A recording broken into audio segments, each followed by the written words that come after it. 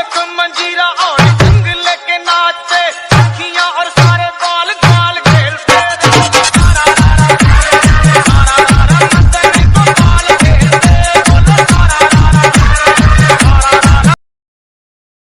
महानुभावों का राष्ट्रीयपत्र.com में स्वागत है।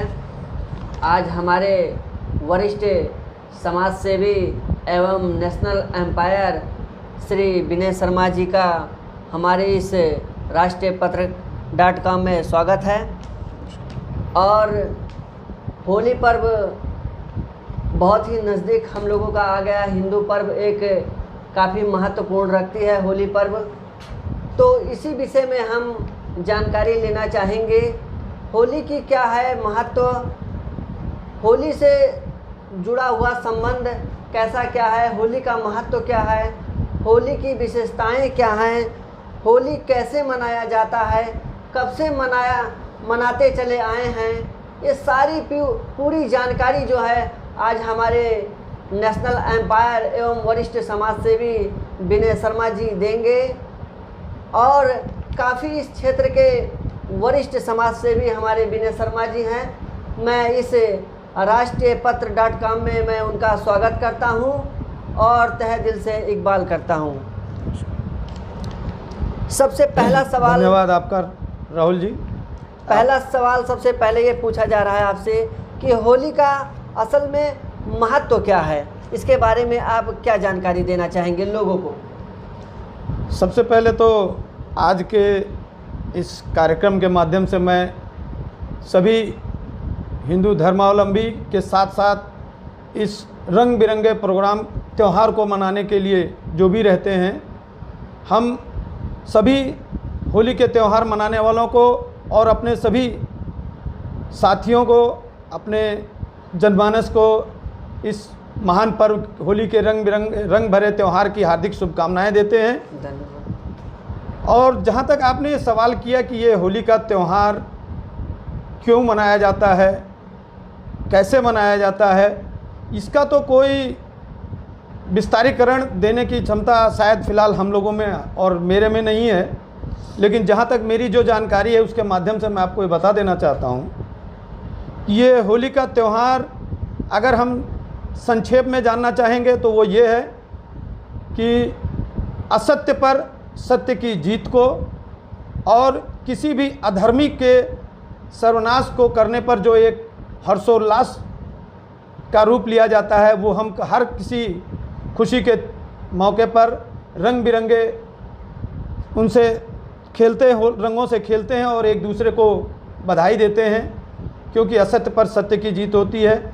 और इसकी शुरुआत जहाँ तक मेरी जानकारी है, मैं इसे आपके सामने रख रहा हूँ कि हिरण्यकश्यप की बहन होलिका, जिसको कि उसके तपस्या और उसके सात्विक धर्मों के आधार पर यह वरदान मिला था कि वह कभी किसी तरह से भी अग्नि से नहीं जल सकती है, और उसने इस वरदान का दुरुपयोग किया।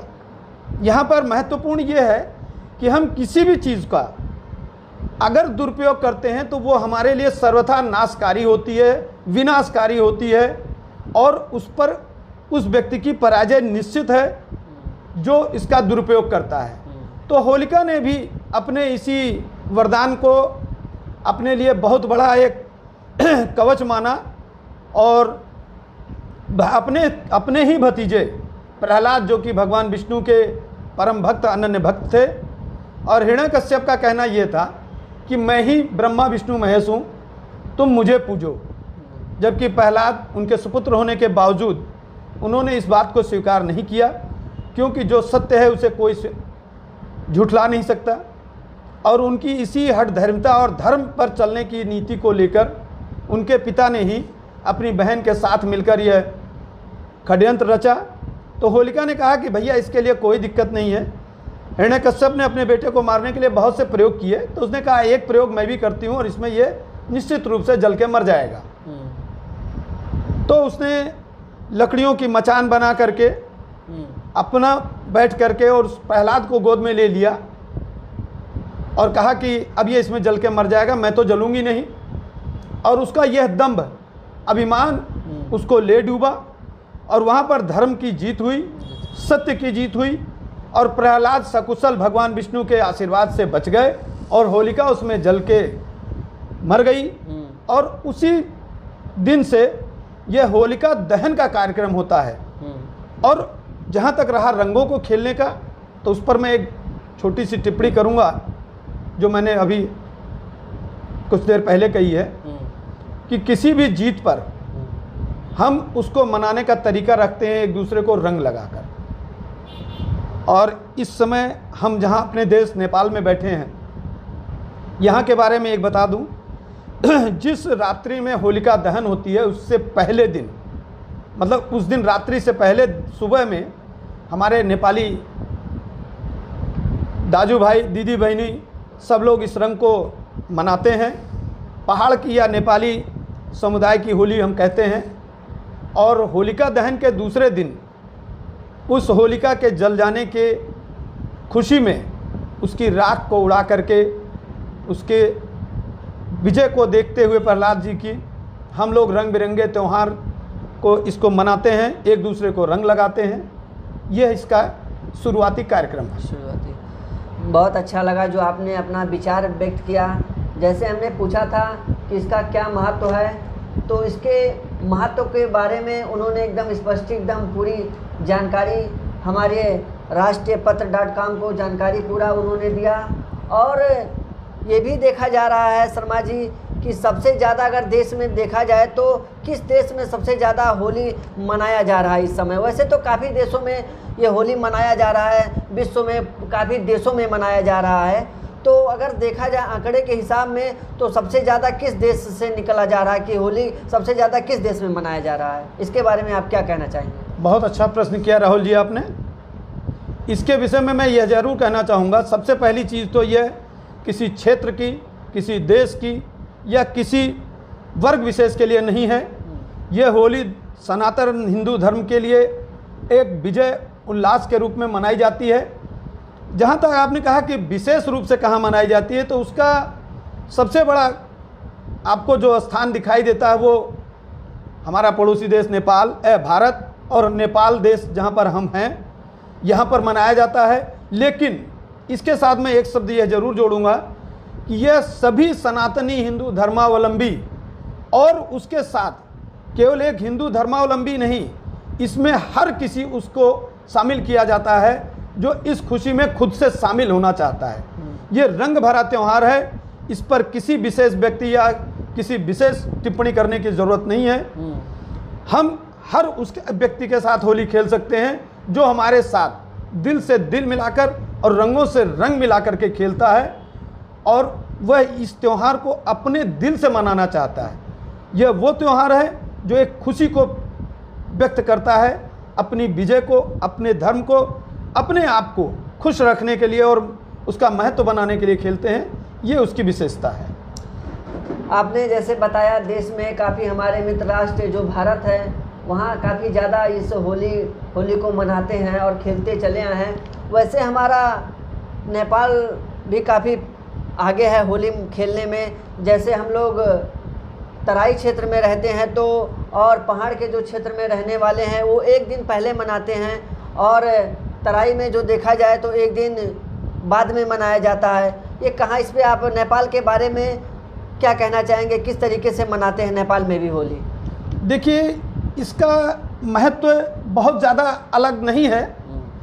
इस पर यह है कि हमारे नेपाल के अंदर हम उस होलिका के जलने के उस चीज़ को लेकर के नहीं, हम अपने एक त्यौहार को, एक रंग बिरंगे भरे त्यौहार को मनाने की कोशिश में रहते हैं। यह एक अपने तरीके से मनाने का एक विशेष त्यौहार है और इस पर विशेष टिप्पणी करने की कोई आवश्यकता नहीं है, क्योंकि हर किसी को अपनी खुशी व्यक्त करने की पूरी आज़ादी है और वह अपनी खुशी को अपने रंग बिरंगे में त्यौहार में रंगों से खेलता है।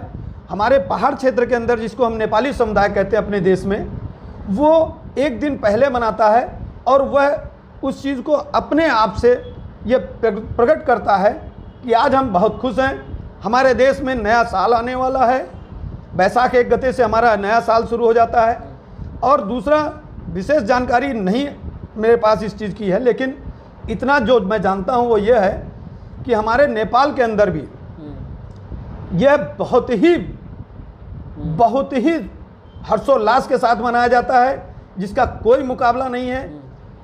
हम इनका बहुत बहुत आभार प्रकट करते हैं जो इस कार्यक्रम में आपने उपस्थित हुआ, शिरकत किए, इसके लिए मैं आभार हूं। और हम अपने राष्ट्रीयपत्र.com के तरफ से आपका बहुत बहुत धन्यवाद अर्पित करता हूं। विनय शर्मा जी, आज आपके इस कार्यक्रम के माध्यम से मैं अपने सभी होली पर्व को मनाने वाले अपने सनातन हिंदू धर्मावलंबी और सभी व्यक्ति को जो ये रंग भरा त्यौहार मनाते हैं, उनको मैं हार्दिक हार्दिक बधाई देता हूं और शुभकामनाएं देता हूं।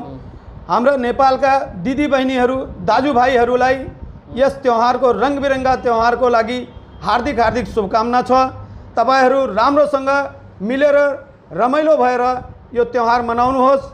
यसका लागि कस्तो केही गुनासो भएछ भने त्यसलाई मिटाएर रंगमा सराबोर गर्नुहोस्। आफ्नो त्यौहारलाई राम्रोसँग मनाउनुहोस्। यो हाम्रो शुभकामना छ, यो हाम्रो हार्दिक इच्छा छ। तपाईहरू यो त्यौहार हर्षोल्लास र रंग बिरंगी त्यौहारको रंग भरा त्यौहारमा मनाउनुहोस्। त्यसको लागि तपाईहरूलाई सबैलाई, हाम्रा देशवासीहरूलाई हार्दिक हार्दिक शुभकामना।